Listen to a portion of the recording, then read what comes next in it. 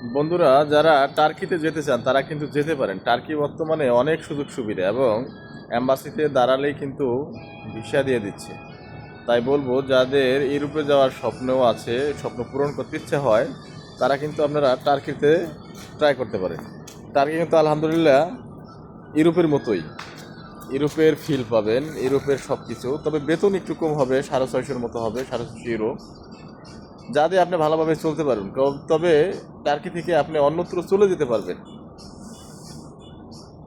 গ্রিসে বেশিরভাগ মানুষ আগে টার্কি থেকে গিয়েছে। আগে যখন লিবিয়া মানুষ চিনত না, তখন কিন্তু টার্কিতে মানুষ যাইতো বেশি। তুর্কিতে গিয়ে সেখান থেকে পরবর্তীতে গ্রিসে যেত, তবে সেটা অবৈধ পথ ছিল। কিন্তু বর্তমানে আপনি ওয়ার্ক পারমিটে যদি টার্কিতে যেতে পারেন, তাহলে সেখান থেকে আপনি টিআরসি নিয়ে পরবর্তী সময়ে একটা সময় যেতে পারবেন ইউরোপে ভালোভাবে। তাই বলবো, যাদের ইউরোপ যাওয়ার ইচ্ছা এবং ইউরোপের স্বপ্ন পূরণ করতে ইচ্ছা হয়, তারা কিন্তু টার্কিতে যেতে পারে।